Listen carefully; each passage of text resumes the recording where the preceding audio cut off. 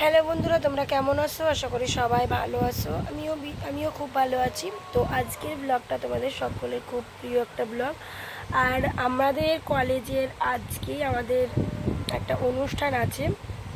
সেই অনুষ্ঠানটা তোমাদেরকে একটুখানি শেয়ার করব। আমাদের খ্রিস্টান কলেজের হচ্ছে কালচারাল প্রোগ্রাম। আর এই হচ্ছে সমস্ত বন্ধু বান্ধবীরা সবাই কালচারাল প্রোগ্রামের নাম।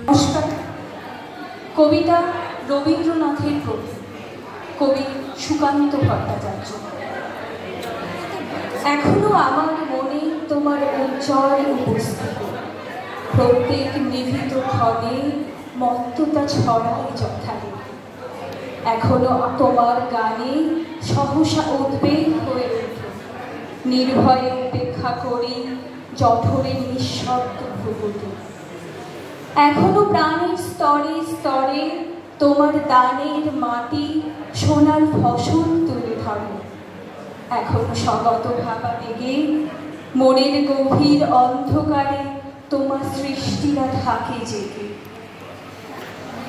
তবু ক্ষুদিত দিন ক্রমশ সাম্রাজ্য গড়ে তুলি, গোপনে লাঞ্ছিত হই হানাদারি মৃত্যুর কবলে। যদিও রক্তাক্ত দিন তবু তৃপ্ত তোমার সৃষ্টিতে, এখনো প্রতিষ্ঠা করি আমার মনের গভীরে। তবু নিশ্চিত উপবাস আমার মনের প্রান্তে নিয়ত ছড়ায় দীর্ঘশ্বাস। আমি এক দুর্ভিক্ষের কবি, প্রত্যাহ দুঃস্বপ্ন দেখি মৃত্যুর সুস্পষ্ট প্রতিচ্ছবি। আমার বসন্ত কাটে খাদ্যের সারিতে প্রতীক্ষায়, আমার বিনিদ্র রাতে সহস্র সাইরেন টেকে যায়। আমার রোমাঞ্চ লাগে অযথা নিষ্ঠুর রবে, আমার বিস্ময় জাগে নিষ্ঠুর শৃঙ্খল দুই হাতে। নমস্কার।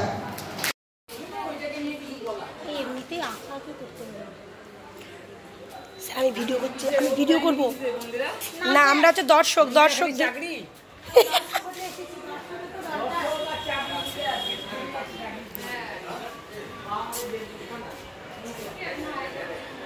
বাহ বাহ, এটা কে গো? তাকাও তো দেখি। বাহ, করো করো, কাজ করো।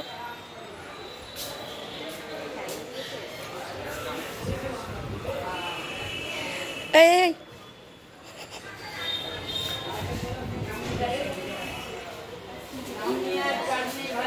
এই বাবা, এটা কে গো? দেখি দেখি মুখটা দেখি, কে গো দেখি।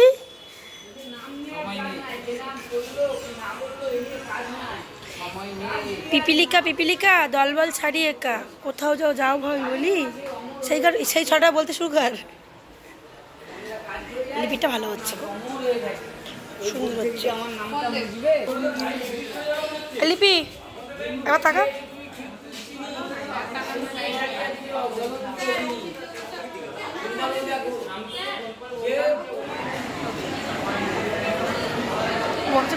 ভাগ্যের কল এই মাইকে নড়ে। আমার বিষয়টি হলো আই লাভ ইউসিটিসি। যদি বাংলায় করি, আমি ভালোবাসি ইউনিয়ন খ্রিস্টান ট্রেনিং কলেজে।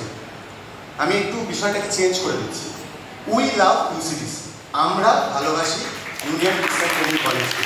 অন্তত আজকে আমাদের একদম শেষ পর্বে এসে এই কথা নিশ্চয়ই আরো পরে বলার সুযোগ পাবো আমরা। তাও এই বিষয়ের শুরুতেই বলছি, আমরা ভালোবাসি এই ইউসিটিসিকে। বিষয় প্রথমের যে শব্দটা সেটা হচ্ছে আই অর্থাৎ আমি কে? যদি একটু অনেক দূরে ফিরে যায় তাহলে আমি হচ্ছে অহম ব্রহ্মাস্মি। কে সেটা? কেউ একজন, অত গভীরে এখন যাচ্ছি না। রবীন্দ্রনাথ লিখেছিলেন, আমারই চেতনার রঙে পান্না হলো সবুজ, চুনি হয়ে উঠল রাঙা হয়ে, আমি চোখ মেললুম আকাশে। এই আমার চেতনায়, এই যে আমি, সে আকাশে চোখ মেলে দেখলাম যে আমাকে বিয়ে করতে হবে। কেন করতে হবে? তার কারণ আমি এমন কিছু জীবনে একটা করতে চাই যা করতে গেলে আমাকে বিএড কলেজে পড়তেই হবে। আমি থাকতাম কলকাতায়, বাড়ি বহরমপুর, কিন্তু কেন আবার বহরমপুরে ফিরে আসা? ইতিহাস ঐতিহ্য এই কলেজে, তার জন্য মোটেই নয়। আমার পরিবারের যতজন শিক্ষকতা করছেন, আমার বাবা, তার বাবা, তার বাবার, তার বাবার সময় থেকে যারাই শিক্ষকতা করেছেন, তাদের সকলেই এই কলেজের ছাত্র, সকলেই এই কলেজের ছাত্র। তো আমার দিদিও এই কলেজের ছাত্রী। তো সেই হিসেবেই কলকাতা থেকে আবার ইউনিয়ন ক্রিশ্চান ট্রেনিং কলেজে আসা। কিন্তু এই ইউসিটিসিকে কেন ভালোবাসবো, সেই জন্যই রবীন্দ্রনাথের সেই কবিতাকে আমি একটু কোট করলাম, যে আমারই চেতনার রঙে পান্না হলো সবুজ। পান্না কিন্তু সবুজ নয়, বা ইউসিটিসিকেও যে ভালোবাসতেই হবে এমন কথা নয়, কিন্তু আমার চেতনায়, আমার মননে ইউসিটিসির কোথাও গিয়ে একটা ভালোবাসার মরশুম তৈরি করে রেখেছে। সেই ভালোবাসার মরশুমকে অনেকে অনেকভাবে নেবে, কিন্তু আমার মনের মরশুমে সেটা কিরকম সেটা আমিই জানি। তো আমার কথা বলি, প্রথমে যখন এখানে আসি, অদ্ভুত এক ঐতিহাসিক বিল্ডিং, সে আমার নজর কাড়েনি। আমার নজর কেড়েছিল যে জিনিসগুলো, সেইগুলোর মধ্যে অন্যতম হচ্ছে প্রিন্সিপাল স্যারের বক্তৃতা এবং চলন ধরন। একজন মানুষ যিনি এই কলেজ পরিচালনা করছেন, এবং তার সঙ্গে সঙ্গে কর্তৃপক্ষের আরো সকলে এবং স্যার এবং ছাত্রছাত্রী যারা এর আগে বেরিয়ে গিয়েছেন, অর্থাৎ আমাদের এর আগের বছরের যিনি যারা ছিলেন, তাদের পরে আমরা এলাম। তাদের মধ্যেও কেউ কেউ আমাকে বলেছিল, এবং আমার ইউনিভার্সিটিরও একজন এখানে ছিলেন, সেও বলেছিল যে খুব ভালো, কিন্তু এই কিন্তুর প্রশ্নটা এখন যারা সামনের সারিতে আছে, এই কিন্তুটা এখনো উপলব্ধি করছে। কিন্তু আমাদের মধ্যে এই কিন্তুটা আর নেই। আমরা প্রথম দিন যখন এসেছিলাম, তখন মনে হচ্ছিল কেন এলাম। আমরা শেষ দিন যখন যাব, তখন আমাদের অনেকেরই মনে হবে যে কেন যাব, কারণ যাওয়ার পর তো কোনো রাস্তা নেই, তার থেকে এখানেই থাকা ভালো। আমি যখন রামকৃষ্ণ মিশনে পড়তাম, তখন এক মহারাজ আমাকে বলেছিলেন যে তোরা আজকে এসেছিস, তো কাঁদতে কাঁদতে এসেছিস, মা বাবা সবাইকে ছেড়ে চলে আসতে হয়েছে, তো তোরা যখন যাবি তখন তোরা আরো বেশি কাঁদবি, তখন এই মহারাজদের জন্য কাঁদবি, কিন্তু এই মহারাজরা তোর কাছে থাকবে না, এই বিল্ডিংটাও থাকবে না। আমরা সময়ের কাছে কিন্তু হেরে যাই। ছাত্রে তার একটি গ্রন্থে লিখেছিলেন একটা quote, there may be more beautiful times but this one is ours. অর্থাৎ এই পৃথিবী তো বহুকাল ধরে চলছে, অনাদিকালের অনেক দিন ধরে চলছে এই পৃথিবী, কিন্তু এই পৃথিবী চলতে চলতে কোথায় গিয়ে আজকে 2024 এসেছি আমরা নিজেরাও জানি না। শেষ হয়ে যাবে, কারোর 1.5 বছর পর, কারোর একদিন পর। কালকে আমরা এসি রুমে ক্লাস করব। এই শেষের বেলায় যে কথাটা সব থেকে, যে ছাত্রের যে কোটটা আমি বললাম, যে there may be more beautiful times, there ইউসিটিসিতে may be more beautiful times but this one is ours. এই সময়টা আমরা কিন্তু উপলব্ধি করে গিয়েছি। আমরা ট্যুর করেছি, আমরা এর আগে অনুষ্ঠান করেছি, আমরা ম্যাগাজিন করেছি। কেন বললাম এই কথাটা সেটা অনেকেই বুঝতে পারছে, আমরা এই ম্যাগাজিনও করেছি। অনেক অভিজ্ঞতা, ভালোবাসার কোনো শেষ নেই। ভালোবাসার শুরুটা হয়েছে, যদি কোনোদিনও শিক্ষকতা করতে পারি, মানে যে শিক্ষকতা করার জন্য এই কলেজে আমরা ভর্তি হয়েছি, সেই শিক্ষকতা করতে পারি, তাহলে এখানকার শিক্ষক মহাশয়দেরকে তো মনে থাকবে, প্রতিষ্ঠান তো এই ইট পাথরের নয়, প্রতিষ্ঠান হচ্ছে মননে।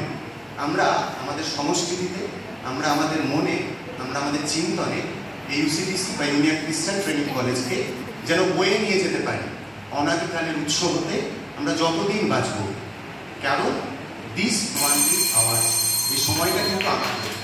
সবাই কত সুন্দর কত কিছুতে নাম দিয়েছে, আর আমি দর্শক হিসেবে নাম দিয়েছি। আমি প্রত্যেকটা জিনিসের দর্শক। হ্যাঁ,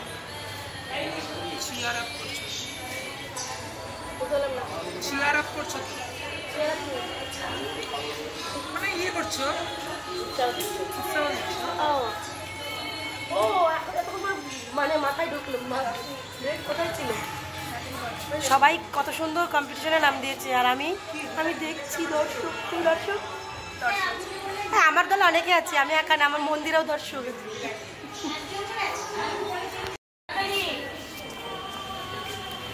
সবাই ব্যস্ত কত কাজে, আমরা বসে বসে কি করছি। এবার লিপির কাছ থেকে একটু ঘুরে আসি। হ্যাঁ,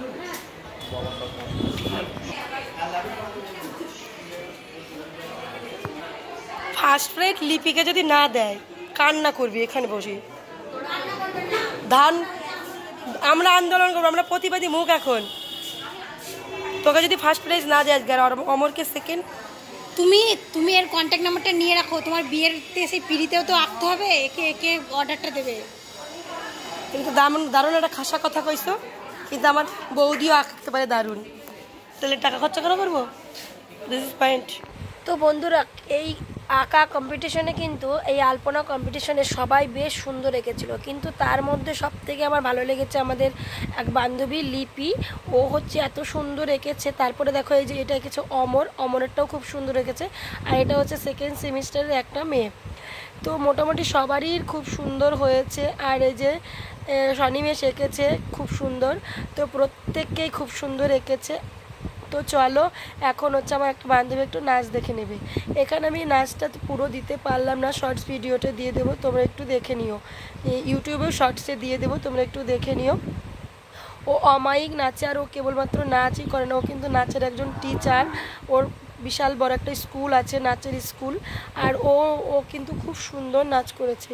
এই নাচটা এত সুন্দর লেগেছে কি আর বলবো তোমাদেরকে। ও তো ফার্স্ট হবেই, আর পরে দেখলাম হ্যাঁ ফার্স্ট হয়েও গেছে। তারপরে যেটা হয় আর কি, যদি কোনো একটুখানি ওপরে ডিজে গান চলে, সবাই আর নিজেকে কন্ট্রোল করতে পারে না, সবাই নাচতে শুরু করে দেয়। তো সেই রকমই এইখানে আমাদের একটা গ্রুপ রয়েছে কলেজের, ওরা ওদের মতো নাচ শুরু করে দিয়েছিল। এই যে একটা সাঁওতালি গান চলছিল, সেই গানের ভিত্তিতে ওরা ভীষণ নাচ করছিল, কি আর বলবো, ভীষণ নাচ করছিল। তো চলো, যারা এক রাজ্য থেকে অন্য রাজ্যে মাইগ্রেন্ট হিসেবে যাচ্ছে তাদের সন্তানদের কি হবে, এই বিষয়ে এই শিক্ষানীতিতে কোনো স্পষ্ট ধারণা নেই। আমাদের দেশে নীতি অনেক তৈরি হয় এবং সেই নীতিতে বুদ্ধিজীবীদের বড়তাই অনেক পাওয়া যায়, কিন্তু বাস্তবায়নের সময় সব গুড়গোবর হয়ে যায়। মাননীয় পূর্ব রাষ্ট্রপতি ডক্টর APJ আব্দুল কালাম বলেছেন পৃথিবী পরিবর্তনের সবচেয়ে শক্তিশালী হাতিয়ার হলো শিক্ষা, আর কোনো দেশ যদি সেই শিক্ষার সাথে খেলা করে সেই দেশের অবস্থা কি হবে সেটা আপনারাই ভালো বুঝবেন। আর আমাদের দেশে শিক্ষার্থীদের সঙ্গে এই যে প্রয়োগ করা হচ্ছে, এটি দেশের জন্য ভালো নয়, এতে শিক্ষার্থীদের মনোবল ভেঙে পড়বে। তো বন্ধুরা, আমাদের কলেজ তো শেষ হয়ে গেছে, মজা আনন্দের মাঝখানে সবাইকে মিস করবো। এই